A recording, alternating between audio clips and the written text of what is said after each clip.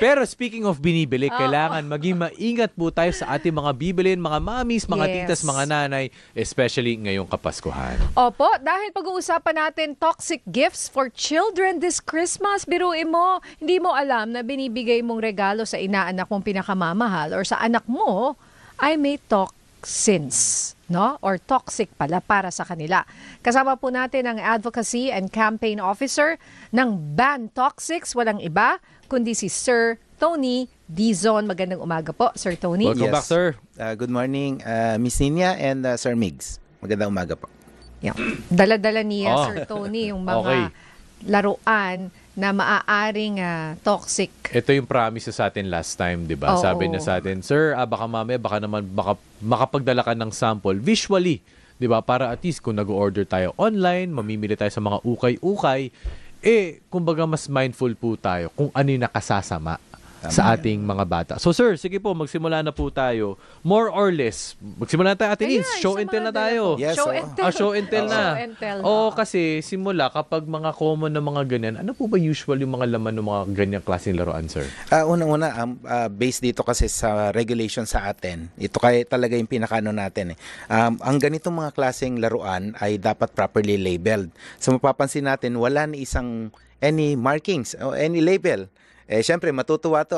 Ito nga ay halos siguro mga toddlers yung pwedeng pagbigyan ito. May mga batang-bata, 3 years old, 2 years old. In fact, nilalagay pa nga ito sa parang malaking crib, tapos parang magja-jump sila. Halos maraming mga balls. Yung parang swimming inflatable na maliit na bilog, ginawa ko yun, tapos pinuno ko ng bola. Tapos pinuno ng mga balls. Siyempre, gusto mo mura kasi marami. Correct. So, bibilin mo to dahil mura, tapos siyempre matutuwa siya dahil maraming kulay. Pero yung ganitong klase, una, hindi kagad pasado ito in terms doon sa labeling dahil wala nga talaga siyang proper label. Pangalawa, nung sinuri natin ito, yung mga colors niya ay merong presence ng chemical katulad ng lead. Ito ay makikita mismo doon sa kulay na ginamit dito. Ang hirap kasi na hindi natin alam kung paano possibly ma-expose sila dahil sa hawakan talaga nila ito.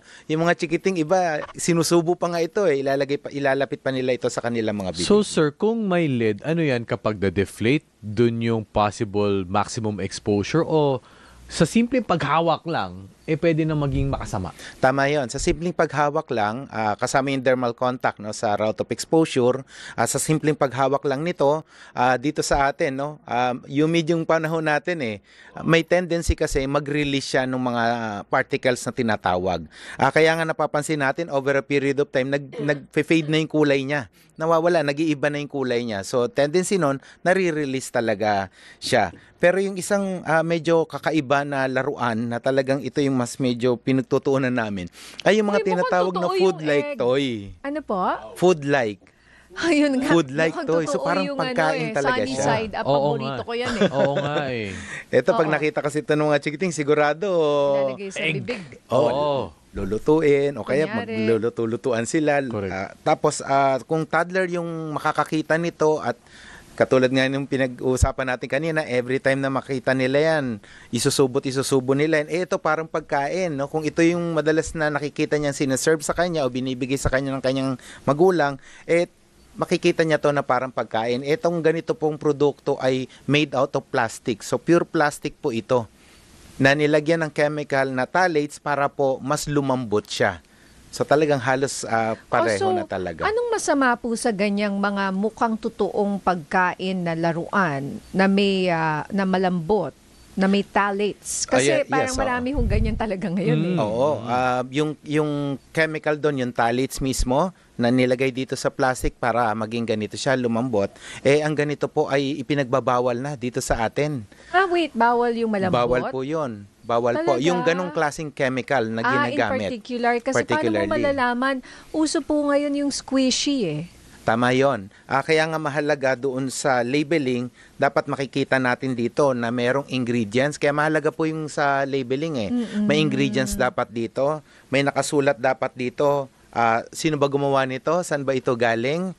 Dito nga po, halos ito po medyo nag-aalala tayo dahil yung labeling niya halos parang generic. Parang yun na lang palagi at yun na lang ang makikita natin. Wala nang parang kakaiba. Where in fact, ito talagang laruan na to ay hindi pa pwede kahit sino, no? Dahil nga doon sa presence ng chemical na meron sa laruan na ito. Okay, so yung phthalate na sinasabi mo, siya yung nagpapalambot doon sa laruan na yon. Yes. Pero yung pong mga slime, for example, minsan kami yung gumagawa ng slime 'di ba galing sa glue? Oo, ano pong masasabi niyo doon? Yun sa slime, nagsuri tayo, bagamat kailangan kasi ng laboratory analysis pa doon, may ibang klaseng chemical na ginagamit para sa hindi slime. naman phthalate? Hindi po. Mas Okay, parang mas ano nakahinga yun, parang tipong mas ano na Oo. siya, mas sobrang lambot na parang kala mo magdi-drip na yung Yes, plastic. opo. Ang worry lang natin doon, most probably kasi sa mga kamay, ay baka may naiiwan sa mga kuko. Halimbawa, kung hindi naman masyadong nagpuputol o naglilinis sa kuko, posible yung slime kasi maiwan. Tapos ang pagkakaalam natin, even may mga ilang mga posting na rin din sa social media na may mga tendency, nagbe-break siya, tapos nakakain. Ingest. Kasi parang akala nila food, so pumapasok siya sa katawan. So yun yung po yung mga kailangan pag-ingatan. And yun yung kailangan bantayan ng mga magulang. The moment na ma-ingest, ma-inhale, yung malagay sa bibig, makain, that's when it becomes really toxic po. Hindi tama naman yan. yung kunyari hinawakan, hindi naman ganun kasi sobra naman na nahawakan mo lang unless talagang hindi kahit ilagay mo pa sa bibig po yung kamay. Yes, Sir oo. Tony. Hindi natin kasi kayang ma-determine kung gaano karaming concentration yung nahawakan niya at naipasok niya doon sa kanyang katawan. Ang katulad nga ng binabanggit ko nung mga nakaraang interview na kung saan ang ganitong exposure po kasi cumulative siya. Ibig sabihin naiipon, nananatili siya dun sa ating katawan at once na mas mataas na yung concentration, mas dun na magti-trigger yung mga simptomas. Yun po yung medyo delikado kasi irreversible. Ibig sabihin hindi ganun kadali na maibalik yung iyong condition once na ma-expose ka sa ganitong chemicals. Sir, curious ako, yan po bang kasama yung kulay red? Sa inyo Yes. po yan? Okay, Opo. pero kasama yan sa example sa atin. Yes po, oo. Yan ang number 1. Isa sa mga number 1 na regalo. Tumbler. Tumbler. Mga water containers. Okay, so napapansin ko sa mga ilang tumbler, di ba? Kung alam mong reputable din at alam mong medyo niregalo, di ba? Pang giveaways, sa katagalan, parang may lasa. Parang galing dun sa... Yes, totoo yan. Parang may lasa galing dun sa steel. Yung nagpapa-insulate. Tama yun. Well, ano ko lang yun, observation ko lang yun. Yes, sir. Pero bakit po ito kasali, sir? Ito kasali naman, kung bubuksan natin ito, talagang steel naman yung kanyang... Stainless steel naman sa siya. loob. Oo. Ang problema po, painted yung kanyang coatings dito. So yung paint coatings po, dito natin nakita yung presence ng lead sa pintura na ginamit dito. Now, sabi nila, hindi, stainless naman yung sa loob. Pero hahawakan pa rin kasi ito ng mga bata. In fact, may nakita nga tayo dun sa ilang pag-iikot natin sa mga schools during our campaign na halos nababakbak na. Ay, may yung mga ganon. Nababakbak na. Oo. Siguro sa sobrang tagal na rin Tama. nilang ginagamit. Kasi halos 1 year or minsan pa nga pag okay pa, gagamitin pa uli ng kapatid, di ba? Pinapasa yan syempre. yung mga ganon. Oo, So, recycle, reuse. lalo kung nagtitipid tayo, so nakikita namin halos nagbabakbak na. To be fair, may mga ilan naman na nakita tayo na tinest natin na nag-negative naman. Lalong-lalo na yung medyo, kumbaga, kilala na mga brands. Pero yung po yung medyo nag-aalala tayo dahil syempre, dahil gipit yung ating budget, mauobliga yung ating mga parents na bumili dun sa mas abot kaya. At yung po yung nakakabahala dahil nga po, naglipa na yung ganitong klaseng mga produkto. Ang nagiging target market talaga lagi, yung ating mga kababayan na ito lang yung kayang bilhin. Lalong-lalo na this coming holiday season. And nakita ko po very colorful yung mga dala niyong toys. So basically, yung number 1 na talagang binabantayan natin. Kasi matagal ko nang kino-cover si Sir Tony na every year yan. Toxic gifts for children. It's really the paint na may lead. Tama Yun yan. yung reason why maaari silang makasama sa ating mga anak. Nakita ko po, ano ba yung prominent na kulay. Ayan. Tama. Ikaw, hulaan natin kay Mix kasi ako alam ko na eh. Dapat patingkad Ano yung color sa tingin mo? Hindi, sa Yes, iba-ibang sige. color na yun. Yung pinakamataas ang toxic level. Kasi sila, Sir Tony, meron niyang machine. Di ba may ginagamit na machine? Na So they chine-check. can check the levels ng lead. Oo. Ako, hulaan ko. Hulaan mo. Oh, orange? Tama. Oh, talaga. Talaga? No, mali ako. Hindi, meron, ano, kumbaga, Ako naman yellow ang oh, ano. yes, Oh, actually, ano orange na or ngayon? yellow, yan ang choice ko Yellow, tama yon. Orange, kasama na rin. Pati red, kasama na rin siya. So, medyo hindi na lang one particular yellow, color. orange, Nasa family. Oo, nasa family na siya Oo. ngayon. Pero may blue rin dyan. Ito sinama ko to, kasi ito, green. kung hindi ako nagkakamali, 2010 or 2011 pa ito, ban na dito sa atin. Oh, pero nandyan pa rin. Pero Nandiyan nandun pa pa rin rin. makakabili. In fact, ang dami pa nga gumagamit dito sa social media. Actually, ginamit nga natin yun sa isang So, ito ba na campaign. ito? Although iba, hindi yan. Parang version of that. Kasi yung laruan na chicken na yan, yung anong tawag dyan na? Mig- Shrilling. Ha? Shrilling. Shrilling. Medyo may Shrilling. sound. May sound kasi siya. eh. Shrilling. Shrilling? Ano ba? Shrilling. Okay, Nakalagay doon, shouting? Shouting. oo. Hindi. The shrieking, shrieking ba? Chicken. Ayan, basta Oo. yung chicken po na yan, na nagme-make ng malakas na sound na nakakairita sa gabi pag natutulog ka, di ba? Parang squeaking sound. Ay, that's the word. Ah, Squeaking. squeaking. Oo. Squeaking. Yan po ay pag-ingatan natin. Opo. tama mataas yung lead. Opo. Actually, hindi na nga lang LED eh. Yung talit na binabagit ko kanina, yun yung may presence nito. Mismo na ang ginagawa kasi ng ilang manufacturers ngayon, mismo isinasama na, minimix na yung kulay dun sa pag-mold ng mga paggamit ng plastic as an material. So, sinasama na nila yon rather than magpe-paint pa sila ng hiwalay, no? Ipe-paint coated siya. So, ang problema nun, ito po ay pinagbabawal na dito sa atin pero nakakabili at makakabili pa rin tayo dito sa ating mga Kasi mura po. market. Oo. Ang mahirap po kasi kahit nasabihin natin huwag kayong bumili nito, pero yun po yung afford ng ating mga kababayan. Wala po bang alternative na mas safe para sa kanila na abot kaya ng kanilang Opo. mga bulsa? Dito papasok yung medyo culture, no? Kasi syempre ang hirap sabi nga sway away yung ating mga chikiting.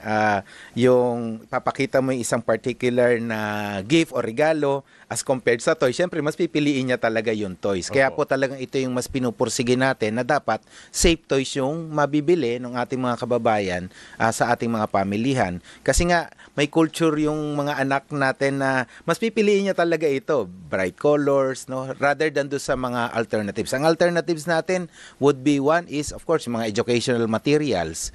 Marami niyan, no. Kaso hindi yan masyadong papansinin talaga eh. Kasi hindi siya makulay. Hindi siya makulay. Usually walang kulay, parang wood lang, ganyan. Oo. Opo. Sir, curious ako. May bag? Yes, pati Opo. po yung bag ay Baka meron pwede na po din. Red na red mapakita. yung bag eh. Yes, Oo. oo. Itong Oo. bag naman, ayun, galing din mismo sa textile, yung sa tela niya mismo. Tapos, ang isang pinaka delikado dito ay itong napakaliit na ito. Yung pong Yung zipper? Yung zipper. Yung blue. Ito po, yung zipper Bakit mismo. Yung mismong metal? Ito yung metal mismo. Itong metal na to ay merong LED po. LED, actually, pure LED siya. Yung zipper Yung mismo zipper. na silver? Yes po. Madalas ito yung, natatanggal, hawak-hawak. Bubuksan, sasara. Paano Ito po, natin pag-ingatan malalaman ito. ngayon? Oo. Kasi lahat naman may zipper ng bag. O, Pati kaya tuloy ako napatingin sa bag. Kaya ako May zipper. yung bag kasi puro toys. Sabihin natin, anong alternative? O sige, gamit pang eskwela na lang. So yun din pala yung mga gamit pang eskwela, dapat tingnan din po natin, sir. Yes, tingin ko marami namang dito nga mas china-challenge natin yung ilang mga manufacturers na yung mga legitimate na manufacturers na ang pinakamahalaga nilang gawin talagang tatakan nila yung kanilang label na lead-free or lead-safe or mga non-toxic. Meron man tayong makikita ng mga non-toxic products Mas yun yung patampukin para may choices kagad yung mga kababayan natin pag bumili. Kasi ang tendency pag pumunta ka doon, presyo kadalasan yung unang ginagamit na na pang-bargain mo magkano ba yan? Mura ba yan? No? Nandun lagi tayo. Tapos pag nagka-okay na sa presyuhan, bibilin na. Rather than dito mas sinusubukan nating makumbinse yung ating mga kababayan, ma-remind sila na hindi lang po yung presyo yung mahalaga sa pamimili. Mahalaga rin po talaga tingnan nila yung mga kilatisin nilang maigi yung mga laruan o mga produkto na bibili nila, tingnan nila yung label, at ang isang pinaka-best po sana ay mag-research tayo. Open naman yung ating social media internet. I-verify lang po natin kung yung produktong bibili natin ay verified na ba siya o baka merong abiso na mismo yung mga regulatory agencies. Ayan, so siguro po bilang panghuli, Sir Tony, yung pong paano ba malalaman ng ating mga kababayan? Bigyan niyo uli kami ng tips, ano yung kailangang tingnan, ano yung mga kulay na dapat bantayan. Although ayaw naman natin sabihin na pag sinabing yellow, red, or blue. Kasi Hindi ano naman. po yun Hindi po. ang ibig naming sabihin dito, ito yung mga hindi nalilabel properly. Kasi pag may brand naman, legit yung toy, hindi naman papasayan Tama yan. O sa market kapag ito ay toxic. Ano, sir? Yes. Siguro gagamitin ko na lang yung Republic Act 10620 o yung Toy and Game Safety Labeling Law dahil wala naman talagang device na dala-dala yung ating mga kababayan pag namili para mag-test. Number one, tingnan po nila kung kompleto yung product information. So basahin po natin kahit medyo may kaliitan yung mga nakasulat dito. Tingnan natin kung saan nanggaling ito, manufacturer. Tingnan natin kung tama bang edad. Kasi po may mga laruan na ang nakalagay ay good for 3 and below, pero yung itsura ng laruan na hindi naman talaga intended for 3 and below. May mga small parts ito. Tingnan din po natin kung may mga label, cautionary statements na nakasulat doon, kung ano yung klase ng mga hazards bukod sa choking. Ang very generic kasi na nakikita natin, choking hazard lang. Pero there are also other hazards na prone o delikado para sa ating mga chikiting. And lastly, pinaka-importante, hanapin po natin yung license to operate number. Ito po yung sinasabi Yung may natin na parang LTO. sticker, pero dito po sa dala natin, wala talaga ritong available na LTO number. Yun po yung hanapin kagad natin. Kung gusto nating medyo quick, mabilisan, tingnan po kagad natin. Pag wala, palit Negative. tayo, hanap na lang po tayo ng ibang laruan kung paano laruan kung man. naglalagay-lagay lang po sila? Alam mo, minsan mislabeling or fake labeling. Oo, yun nga ano yan talaga, challenge talaga yan dito sa atin at doon nga po pumapasok yung aming panawagan, Sir Mig, Ma'am Ninya, na talagang ito yung panahon. Baka nga pwede itong week na to, ng first week ng December, mag-rounds na po, umikot na po, mag-on-site inspection na po yung ating mga regulatory agencies para mismo makita nila yung ganitong klaseng mga produktong ipinagbabawal, binibenta sa ating mga pamilihan. Ayan, maraming salamat po sa mga abiso po ninyo, sa warning, lalong-lalo na sa mga magulang, ninong at ninang. Kailangan tingnan nyo talaga yung label ng mga binibili po natin. Actually, kahit ano. Kahit ano kahit po. ano. Kahit ano. Ayan po, maraming salamat. Maligayang Pasko po sa inyo dyan sa Ban Toxics. Sir Tony Dizon, ang Advocacy and Campaign Officer. Thank you, sir. Maraming salamat. Thank you, sir. Thank Merry you. Christmas. Sa ulitin.